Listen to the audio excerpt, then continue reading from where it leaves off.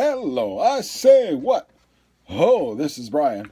Call me the devil who rolled the log tonight gardener, coming to you from the Devil's Hole, aka Subterranean Studio of the new Ramble on Towers. In scenic, beautiful, and toasty warm Hespeler, Ontario, you are listening to Ramble on Radio episode 151. Ramble on Radio is the longest running, the original Led Zeppelin podcast, the longest running Led Zeppelin podcast on this or any other known internets. Be sure to go to rambleonradio.com for all your Led Zeppelin news, reviews, and any links I might happen to mention during the show. You can subscribe to Ramble on Radio through iTunes and Google Play. Don't forget to leave a review. If you go to iTunes, you go to Google Play, whatever you're buying, the new Taylor Swift. Do a quick Google, Ramble on Radio, a quick search of Ramble on Radio. Leave a review. Leave a star. Leave 4 stars. Leave 5 stars. 5 stars are good. We like 5 stars, but it's not for me. It's for them.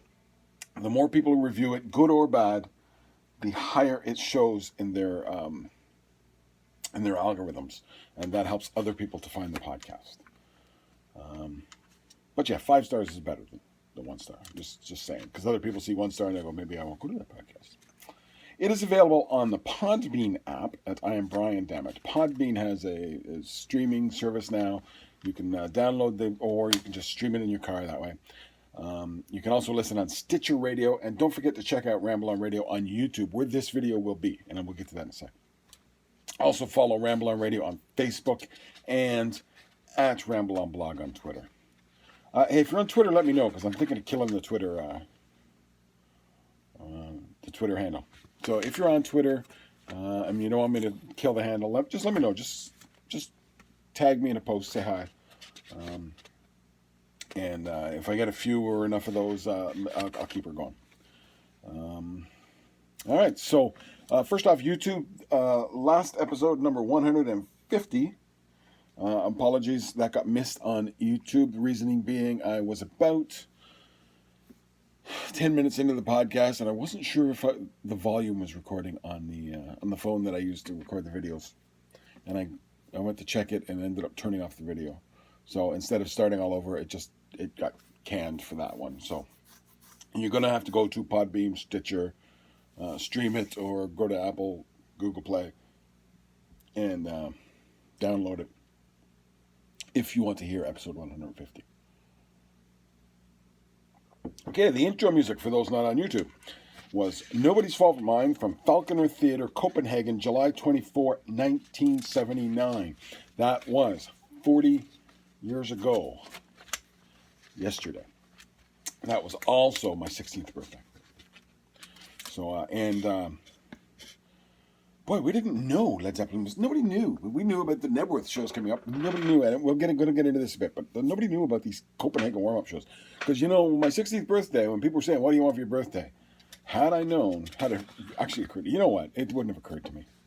But I think now, looking back, I should have said, I want to go to Copenhagen to see Led Zeppelin on my birthday. Which, by the way, the answer would have been, are you kidding? That would have been the answer. But yeah, we wouldn't have thought of it. It's such a different world. Kids today would think of something. They'd say, so-and-so's playing, such and such is happening. I want to go. And you're going, but you're 17 years old. What do you friggin' mean you want to go around the world? But they think of this stuff, and they know about this stuff, and they want to do this stuff nowadays. It just didn't occur to us at all. But nobody knew about the show anyway. It was, and we'll get into that. Okay, at this point in time in history, it's been a few weeks since I did the last one, and that's kind of intentional because we got about 4 things coming up.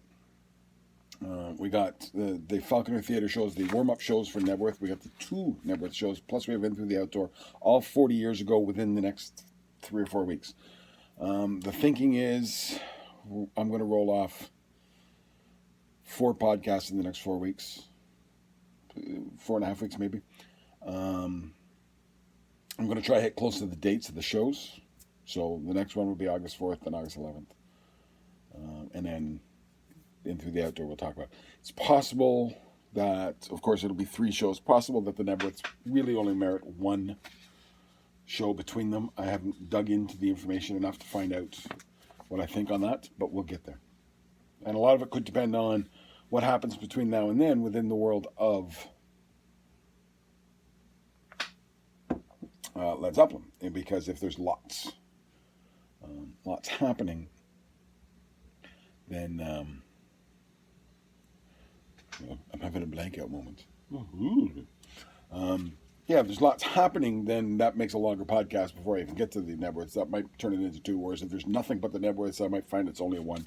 We'll see how it goes, but expect at least 3 in the next 4 weeks, possibly 4 in that time. So I kind of didn't do anything leading up to it. I thought about doing something, and then I thought, let's do the work on this instead. And so that's what you got. So today we're going to talk about a couple of shows in 1979. Okay, at this period in history, through July in history, basically, on the 11th in 1983, so that'd be 36 years ago, the Principle of Moments was released, Robert Plant's second album. On the 13th in 1985, 34 years ago, Live Aid, with including Led Zeppelin's reasonably shambolic, I believe is the phrase that's been used in the past, set, but nobody cared at the time. It was just Led Zeppelin was playing live. That's all we cared about. On the 15th of July, 1966, Jason Bonham was born. On the 20th of July, 1968, Jimmy Page and Peter Grant go to see Robert Plant singing for Obs Tweedle at the Birmingham Teachers Training College. So yeah, that's within, from Birmingham Teachers Training College with Obs Tweedle to Jimmy Page's boat on the Thames doing rehearsals to, L.A. in 6 months. Pretty cool, pretty cool run. Must have been really, really exciting to be 20-year-old Robert Plant and John Bonham, and just have this overwhelming experience happen so fast.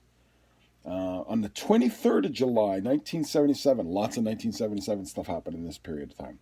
John Bindon, Peter Grant, Richard Cole, and John Bonham charged with assault in Oakland in relation to an incident backstage at a show in Oakland Coliseum.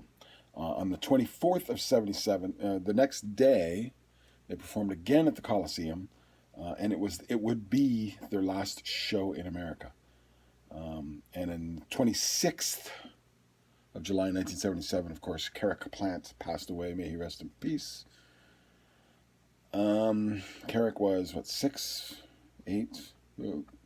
Robert Plant's young son. And that would be the end of that tour. And kind of in a way, the end of Led Zeppelin. The beginning of the end of Led Zeppelin probably is the better description, but okay, on the 25th of July 1969, going backwards, so that's 50 years ago, the Midwest Rock Festival in Milwaukee. I don't know why I have that on there. That's insignificant to me compared to this other stuff.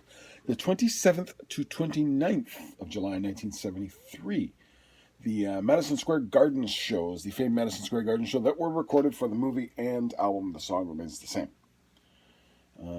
On the 28th, 10 years later, in 1983, Robert Plant performs Big Log on Top of the Pops. On the 28th, 1984, Jimmy Page appears with Roy Harper at the Cambridge Folk Festival in England. And back to 1973, on the 29th, the last day of those shows, $203,000 were sold in some safe deposit box at the Drake Hotel in Manhattan. Richard Cole was arrested and questioned. Richard Cole, of course, we had on this program at one point, and I never kind of mentioned that episode, which I'm sure he preferred not to talk about. All right, let's get to the important stuff. Let's get into the podcasting stuff. My must-mention lists. A couple of podcasts are old. I mentioned at the beginning, I am no longer rolling with the only Led Zeppelin podcast. I am the original, the longest serving, whatever. I'm trying to figure that one out quite yet, but I think I mentioned this last time. There's Robert Plant has been doing a podcast talking about songs that he has created, recorded, and he's just telling stories. And I've heard a few people complaining, oh, the guy's not drilling them, the guy's not keeping them focused.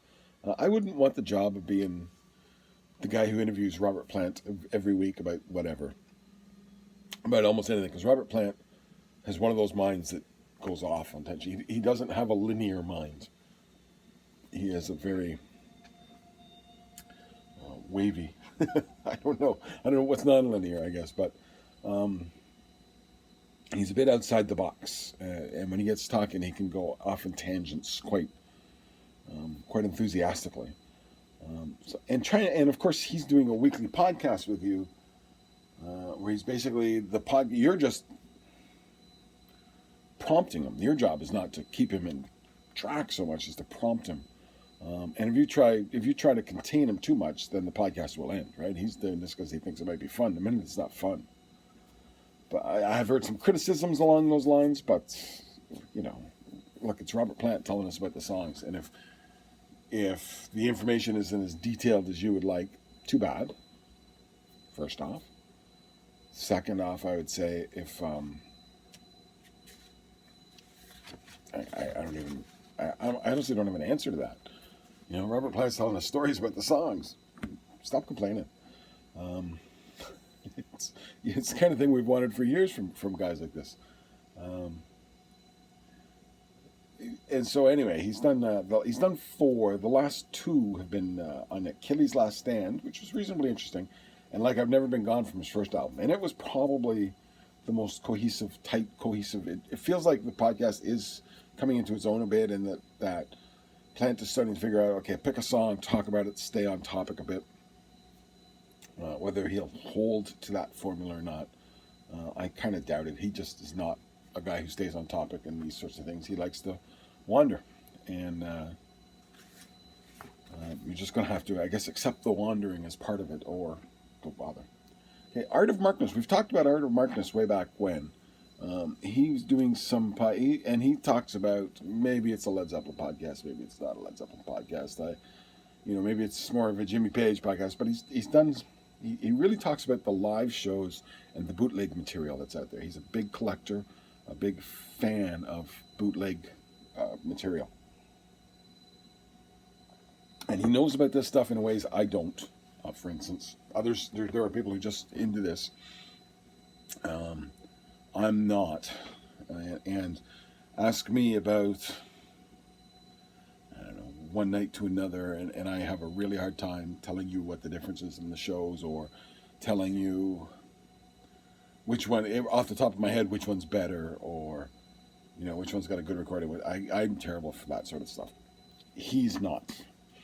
And he's back. He was off for about a year. He kind of disappeared for a couple of months and then came back and did 1 or 2, I think only 1, but maybe 2, explained that his computer had gone kaboom.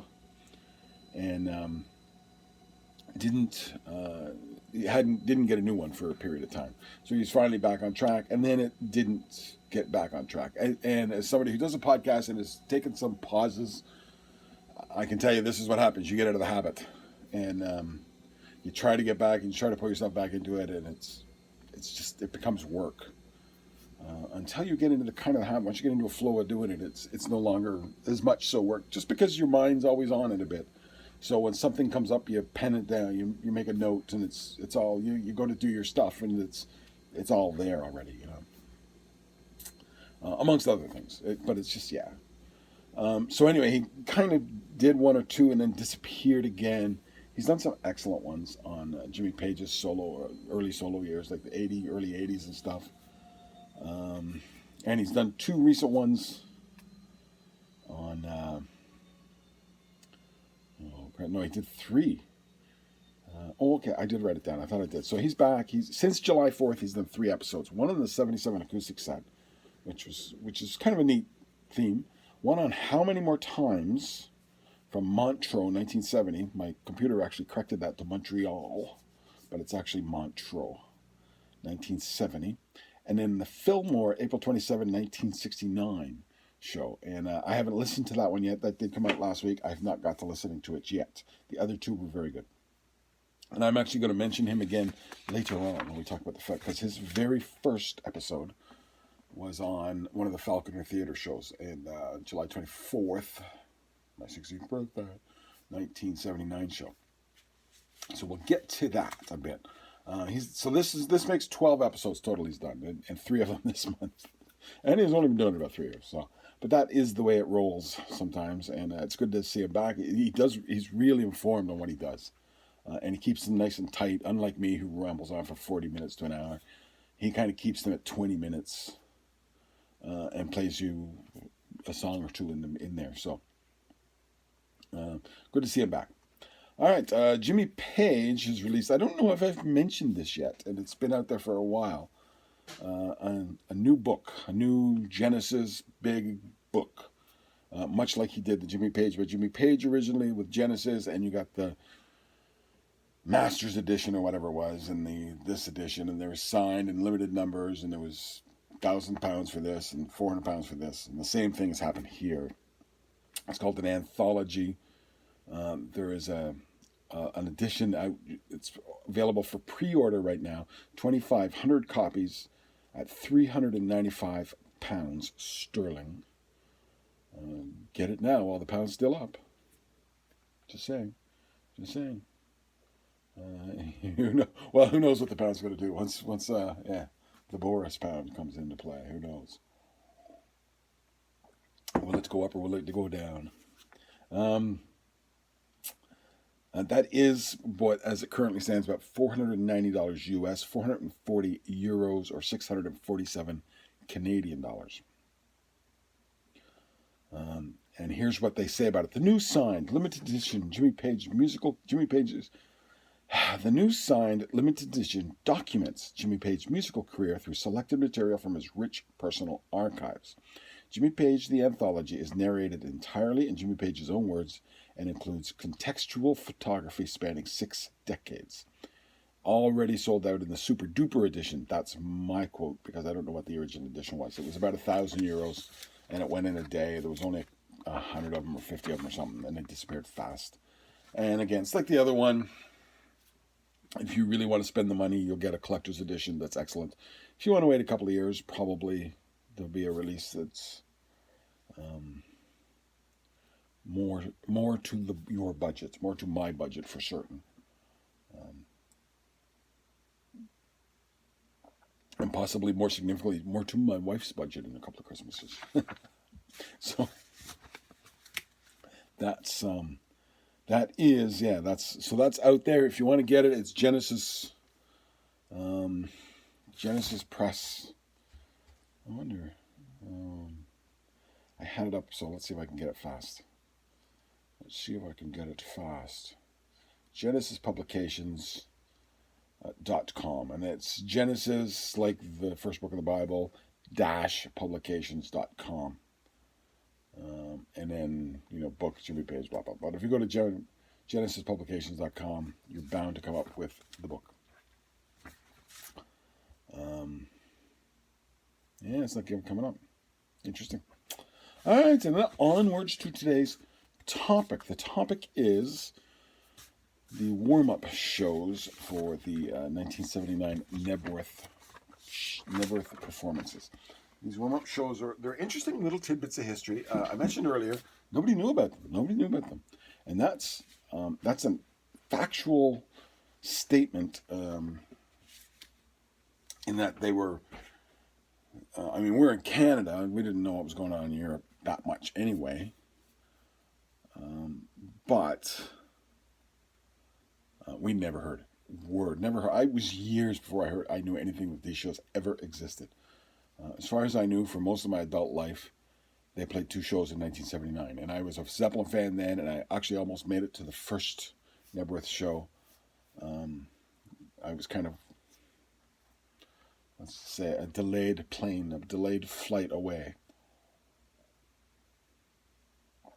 And so I was very on top of the Knebworth shows and never knew anything about these shows until maybe 10 years ago. Um, they're interesting, and but nobody else knew either. They announced the shows like 2 weeks before, and they didn't even really announce. They didn't promote them. They barely announced them. It was a 2,000-seat theater, and the night of both shows, there were tickets at the door to be had.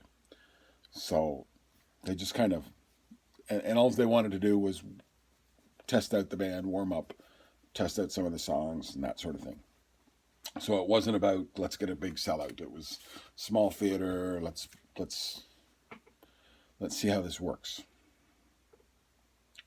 Anyway, so 40 years ago, that was 40 years ago this very week, last night and the night before specifically, this is July 25th, by the way, Led Zeppelin returned to the concert stage after a 2-year, virtually to the day hiatus. The last show was Oakland to July 24, 1977. 2 days later, Carrick Plant passed away on July 26, 1977, and on July 23rd, 1979, they would return to the stage in Falconer Theatre in Copenhagen, Denmark. That was 2 years minus a day since their last show, 2 years minus 3 days since Carrick Plant's death. In between, though, it was not a dead period in between, contrary to what it kind of feels like sometimes and contrary to what you think. Matter of fact, mere 10 months after that last show and the passing of young Carrick Plant, in May 1978, the band met at Clearwell Castle to see if there was a spark to begin writing the next, basically to test the waters. Robert Plant wasn't sure he even wanted to do it. He got talked back by John Bonham, and this was a see how Robert's feeling, see how the band's playing, see how everything's going. They would at that begin writing the next album. Not a lot got done apparently, except Carousel Amber was tested out and run through. And another song they called Fire. It was kind of a lick-based song.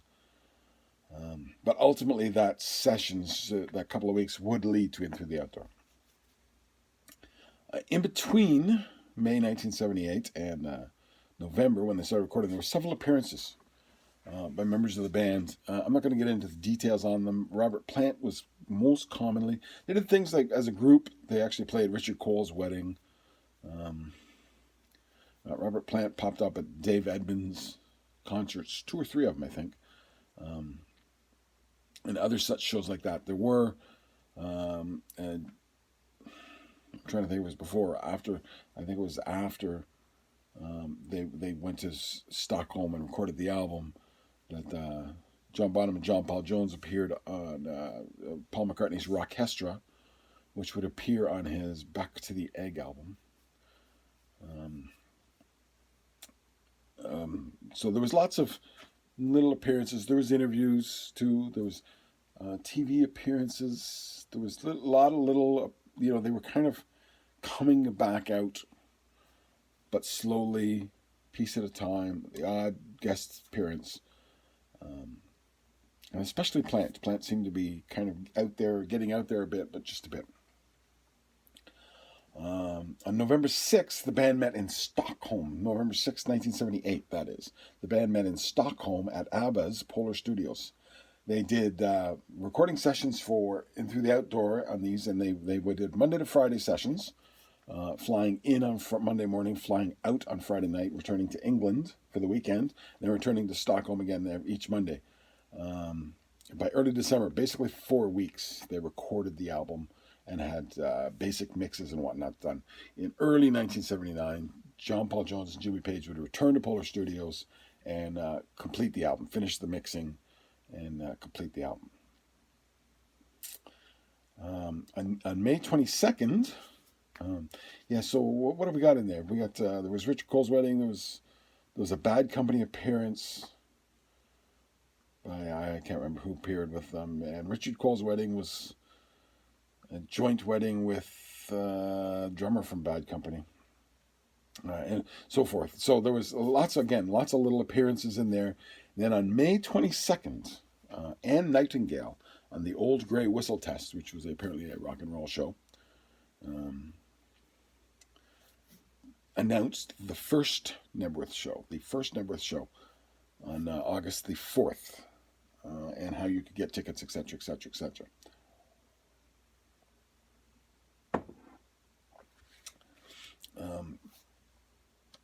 And then I didn't write it down, but there was it would be June, sometime in June they would announce the second show, and a lot of people who sent money in for the first show actually got tickets to the second show.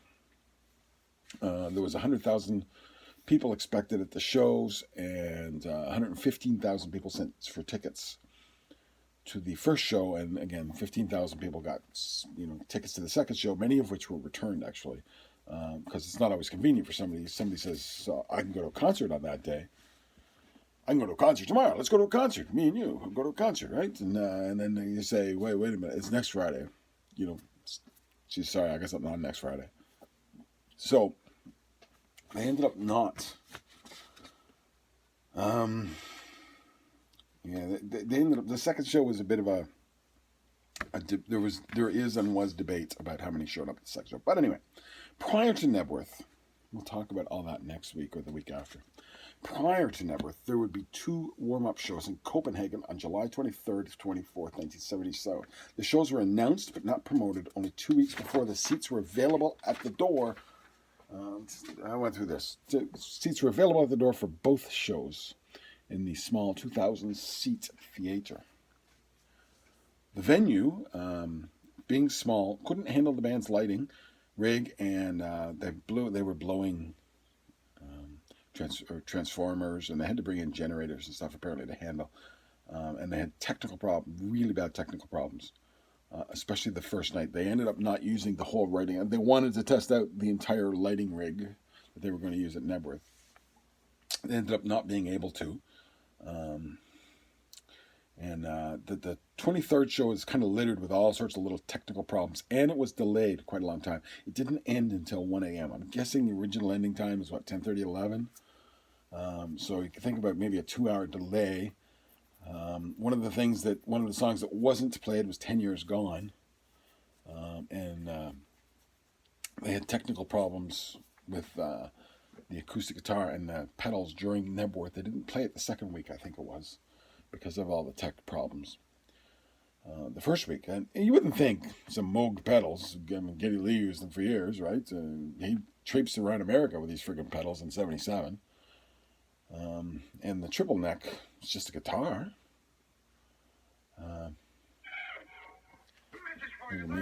Me getting messages, and I always turn it off, but I don't turn it off, But anyway, you wouldn't think that would cause such tech, but apparently it was a big technical issue with the triple neck guitar. So 10 Years Gone did not happen the first night. Here's the set list from the first night. Song remains the same. Celebration Day, Black Dog, Nobody's Fault But Mine, Over the Hills So Far Away, Misty Mountain Hop, Since I've Been Loving You, No Quarter, Hot Dog, Rain Song, White Summer, Black Mountain Side, Kashmir, Trampled Underfoot, Achilles' Last Stand, Jimmy Page Solo, In the Evening, Stairway to Heaven, and Rock and Roll. July 24th was the same set, except instead of me going through and you trying to remember what you just heard, here's the thing. After No Quarter, 10 Years Gone was played. Between No Quarter and Hot Dog was 10 Years Gone. After Trampled Underfoot, Sick Again was played ahead of Achilles' Last Stand. And the encore was A Whole Lot of Love instead of Rock and Roll.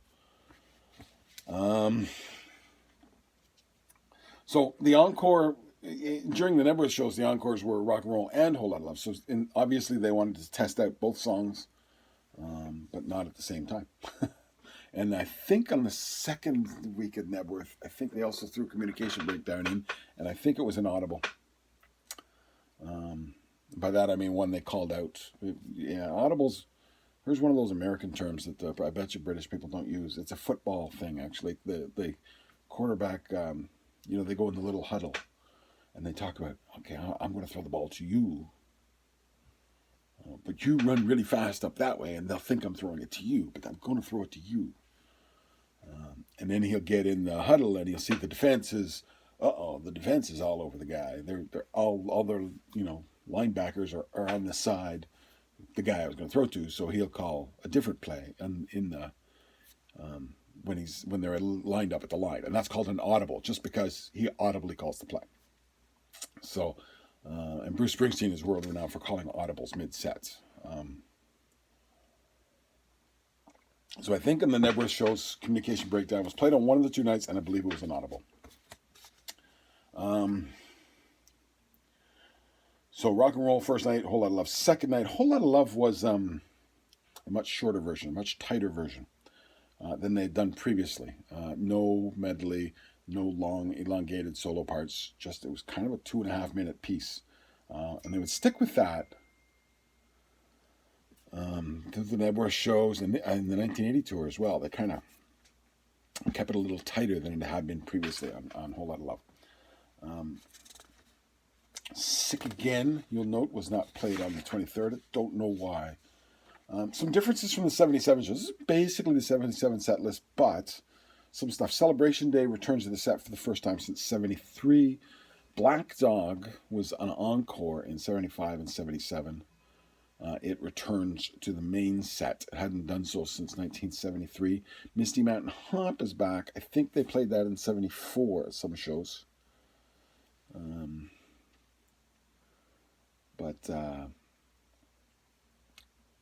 But it had not been played since then. It did not get played 75 or 77. And then, of course, the debut of Hot Dog and In the Evening. The thing about these shows that's interesting is I'm going off script now because I've run out of script.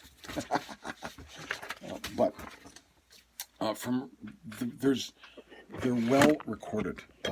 Somebody was up, especially the July 24th show. Somebody was up in the balcony, and how's that look, YouTube guys? Because I'm kind of sitting back here. Somebody was up in the balcony, and he had a reel-to-reel tape recorder, and he hung two speakers 6 feet apart, so two microphones, two good quality microphones, like 6 feet apart, over the balcony. And he picked up the show really well. And that's one of the kind of remarkable things about this show. These shows, they're really well recorded for an audience show, and the band is playing well, probably better than they ever did in 77. Plant's voice is in good form. And in these two shows, particularly, Jimmy Page is in good form, and John Bonham is in very good form. And there's theory and speculation out there, and it maybe it's just that, but that with the return to playing and whatnot, the guys cleaned up a bit. So they're playing and they've practiced, they're warmed up, they're loose, they're clean-ish. That's not too out of line, but they're clean-ish. So they're playing very nice, playing clean, playing. Page is playing well. He's not sweating like crazy. Although we don't actually have video of the shows. A week later at Knebworth, he would be sweating heavily. He would be smoking a lot. He would be his playing would be not up to the par that it was even a week before. So the speculation is that once they got through these shows, he relaxed a little and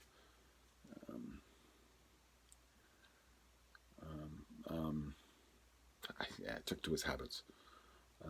But it's pure speculation.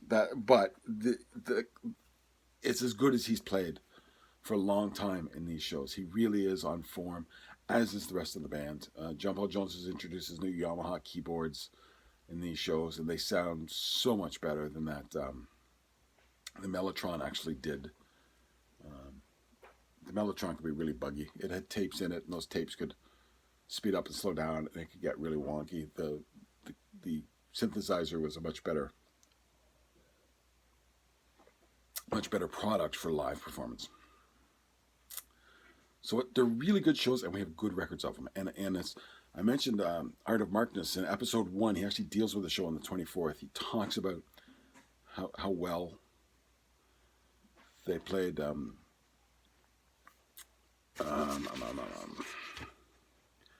damn, I can't think of it. 10 Years Gone. 10 Years Gone is top notch in that show. And somebody's down here somewhere. I don't know. I thought I had a quiet house. And so he plays the 10 Years Gone. So the reason I didn't play 10 Years Gone on my intro, go to Art of Markness and listen to his first episode. He plays it from that show, and it sounds great. And he's right; it sounds crisp. You can hear John Paul Jones' parts really clearly, which you can't always do in the '77 shows. Everything about it is the hell here. So I don't know. I hope it's the cat. So I hate people being in the room when I'm doing this. They're worth checking out. They're on YouTube. Pick the shows and listen to them. It's probably some of the best later era Led Zeppelin, and you get a really good version of 10 Years Gone. You get a really good version of Achilles' Last Stand. And the band's clean, tight, and 80 cents, so not the long. The solos are tightened up a little. You still get the violin bow solo, you still get White Summer, but they're packed down to 4 or 5 minutes instead of 15 minutes. That works very nicely. So those are, well worth shows, checking out those shows. And they would lead up to Knebworth a week later, and we will get to that next week. So from the old collection, since we're back on YouTube, this is Dave Lewis's Then As It Was, and this is 30 Years Gone. So this was 10 years ago, his book on Knebworth, and he does also cover these two shows that we talked about, and this is a lot of my research is coming out of this book for these next couple of podcasts, and almost all my research from today's podcast is out of this book. So that's Then As It Was by Dave Lewis. I believe it's still available on his website. I've said this before. Get it as an accompaniment with The Feather in the Wind, the 1980 tour book. They go together beautifully on the shelf, and they both read very similarly. All right, and that's it. So I'm going to outro